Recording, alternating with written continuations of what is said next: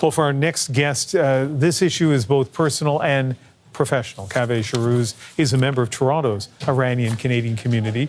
He's also a lawyer and a former senior policy advisor on human rights to Global Affairs Canada.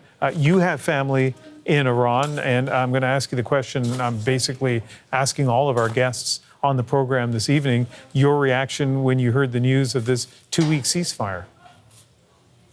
Good to be with you, Ian. I have a mix of emotions. I think, first of all, just a sigh of relief. I mean, if Donald Trump was actually going to carry out the kind of attack that wiped out Iranian civilization, obviously that would be devastating. The human cost of that, and just on a personal level, the loss of my own family would come as a result of that. So it's a sigh of relief.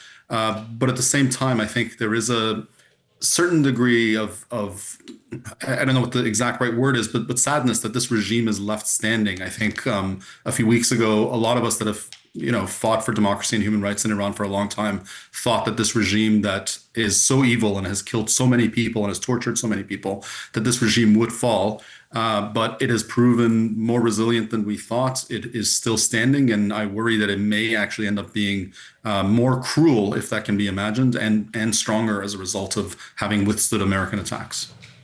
You may have heard the conversation I had with Parisa just before connecting with you, and it was clear that she, and I'm sure a lot of Iranian Canadians, were hopeful at the beginning of this military campaign. She was hoping that this would lead to regime change. It has not so far. You point out it may leave a regime even more hardline than it was before. But have you gone through those stages as well, from optimism to uncertainty to maybe despair?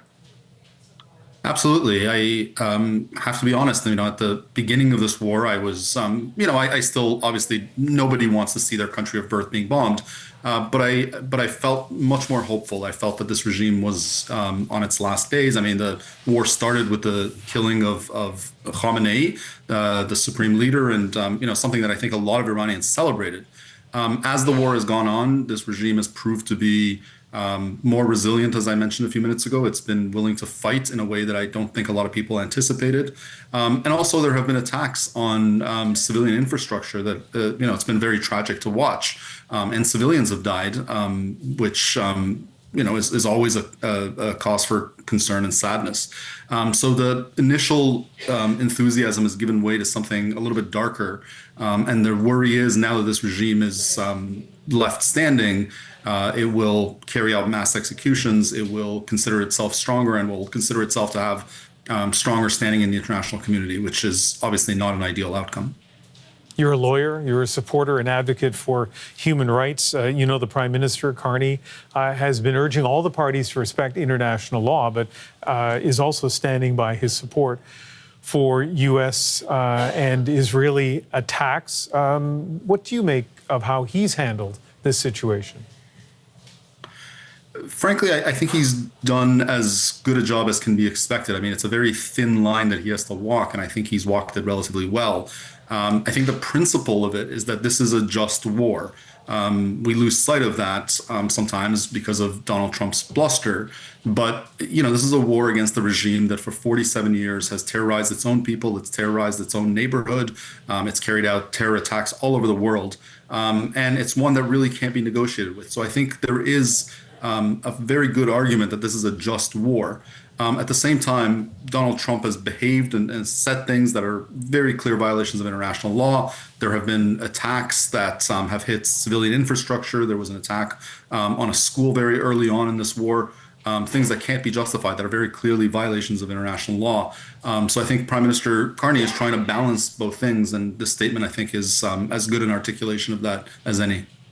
Knowing what you know of the complexities of the region and the regime, do you think this 2-week ceasefire will extend into something longer? I suspect so. I think the Iranians have taken a lot of blows. I mean, they're left standing, but the upper echelons of the regime have been wiped out. Its military has been degraded significantly. So I think they are not keen to get back into the fight. And Donald Trump, I don't think, is keen to continue this fight. This has led to economic stagnation. It's led to falling poll numbers. he, I don't think, has any desire to, revive the war after 2 weeks. I think the wild card here will be Israel as to whether or not they will feel bound by this ceasefire and whether or not they will continue once the 2 weeks are done. Kaveh Shahrooz, a lawyer and former senior policy advisor on human rights to Global Affairs Canada. Thank you very much for speaking with us. Thank you, Ian.